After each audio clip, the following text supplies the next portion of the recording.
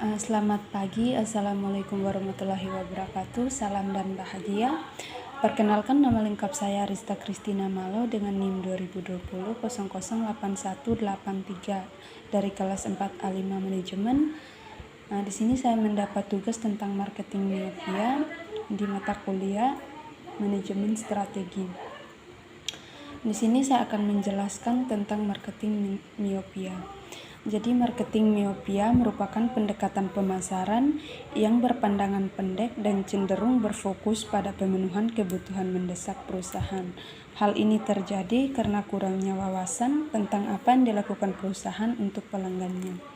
Jadi pada marketing miopia, perusahaan lebih sering melihat ke dalam dan lebih fokus kepada pemenuhan kebutuhan konsumen.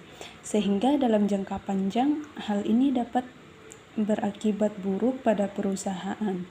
Jadi menjual sebuah produk pada dasarnya itu untuk memperbaiki atau membantu menyelesaikan masalah yang dialami oleh para pembeli. Kemampuan mengenai masalah konsumen merupakan hal penting dalam sebuah bisnis. Berikutnya, siapa penemu konsep marketing miopia? Konsep marketing miopia pertama kali dikemukakan oleh Theodore Levitt, seorang profesor pemasaran pada Harvard Business School. Theodore Levitt merupakan seorang ekonom Jerman Amerika dan editor Harvard Business Review. Ia juga terkenal karena mempopulerkan istilah globalisasi. Theodore Levitt ini membahas mengenai konsep marketing miopia pada sebuah tulisan yang berjudul Marketing Miopia di tahun 1960 pada Harvard Business Review.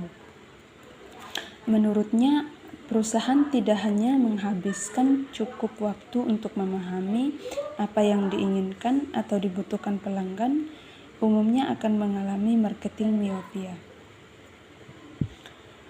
Nah, di sini apa itu marketing miopia? Jadi, marketing miopia adalah pendekatan pemasaran yang berpandangan pendek dan cenderung berfokus pada pemenuhan kebutuhan mendesak perusahaan. Hal ini terjadi karena kurangnya wawasan tentang apa yang dilakukan perusahaan untuk pelanggannya. Miopia pemasaran adalah situasi ketika sebuah perusahaan memiliki pendekatan pemasaran yang berpikiran sempit dan berfokus pada satu aspek dari banyak atribut pemasaran. Jadi sudah seharusnya perhatian utama suatu perusahaan itu berfokus pada pelanggan. Perusahaan harusnya mencari produk yang tepat untuk target market, bukan mencari target market yang tepat untuk suatu produk. Yang berikutnya di sini ada mengapa marketing miopia penting. Kenapa marketing miopia penting? Nah, marketing miopia itu dapat menyebabkan hal buruk pada perusahaan, bahkan sampai kegagalan suatu perusahaan. Oleh karena itu, konsep ini harus diketahui, dikenali, dan dihindari oleh pemegang keputusan di perusahaan. Walaupun konsep ini telah berusia lebih dari 60 tahun, tapi konsep ini masih sangat relevan dengan kondisi di era digital saat ini. Berikutnya, kapan marketing miopia terjadi? Miopia pemasaran menyerang ketika tujuan pemasaran jangka pendek lebih penting daripada tujuan jangka panjang. Nah, ketika perusahaan menganakemaskan produk dan menganaktirikan pelanggan. Jadi pada tahun 1983,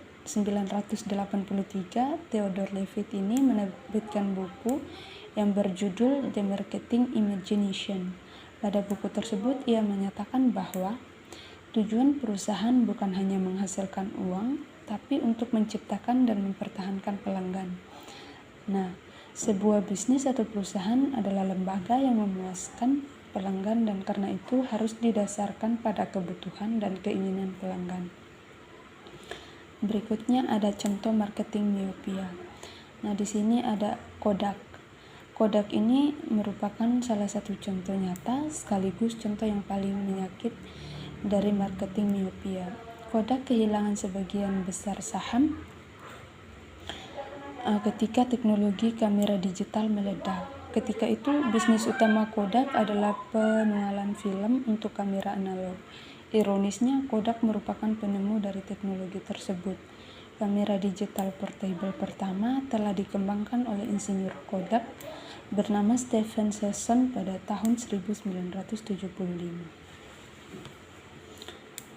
Nah, selain Kodak ada Nokia juga. Nokia itu kehilangan pangsa pemasarannya ke Android dan iOS. Nah, semenjak ada mungkin dari tahun-tahun sebelumnya Nokia itu sangat booming dan hampir semua kalangan menggunakan Nokia. Nah, semenjak hadirnya Android ini, Nokia mulai kehilangan pangsa pasarnya. Dan bahkan untuk saat ini Nokia tidak lagi dipakai. Walaupun ada beberapa yang memakainya, tapi Nokia tidak lagi mempunyai pangsa pasar. Yang berikutnya ada Yahoo. Yahoo yang senilai 100 miliar dolar pada tahun 2000 itu kalah dari Google dan dibeli oleh Verizon dengan harga sekitar 5 miliar pada 2016. Nah, di sini ada cara mengatasi marketing miopia. Memiliki visi yang jelas. Nah, dengan visi yang jelas terhadap apa yang perusahaan Anda lakukan akan tergambar pada produk dan layanan yang akan Anda tawarkan. Nah, dari sini visi itu sangat penting untuk sebuah perusahaan karena visi itu mengarahkan kita untuk tahu apa yang akan kita buat pada suatu perusahaan yang akan kita bangun. Jadi memiliki visi yang jelas itu sangat penting. Yang berikutnya ada penempatan pelanggan sebelum produk atau tempatkan pelanggan sebelum produk. Nah, produk dan layanan sudah sewajarnya menyesuaikan kebutuhan dari pelanggan, bukan sebaliknya. Berikutnya ada riset pasar tanpa henti. Penting untuk melanjutkan riset pasar sebelum dan bahkan setelah peluncuran produk. Jadi dari riset pasar ini kita cari tahu apa yang disukai pelanggan, apa yang tidak disukai pelanggan, dan yang ingin dilihat oleh pelanggan. Jadi teruslah melakukan riset pasar sebagai suatu iterasi tanpa henti. Yang berikutnya selalu pantau kompetisi. Nah, belajar dari kegagalan dan kesuksesan pesaing Anda. Terus lakukan perbaikan dan berusaha untuk tetap selangkah lebih maju. Berikutnya ada inovasi. Inovasi ini mungkin sudah sering kali kita dengar dimanapun, di dunia perusahaan, di dunia bisnis, inovasi ini sering kali kita dengar. Jadi inovasi ini bukanlah suatu pekerjaan yang mudah dan memang berisiko, tapi itu juga satu-satunya cara untuk memenuhi kebutuhan dengan cara baru. Nah, dengan adanya inovasi ini kita bisa menciptakan pembaruan dari produk kita, yang walaupun produk kita itu tetap sama, tapi setidaknya kita membuat salah satu keunggulan dari produk kita agar produk kita itu tetap berjalan dengan lancar dan tetap banyak peminatnya. Nah, berikutnya ada konsep pemasaran. Marketing miopia erat hubungannya dengan konsep pemasaran yang dipahami oleh suatu perusahaan.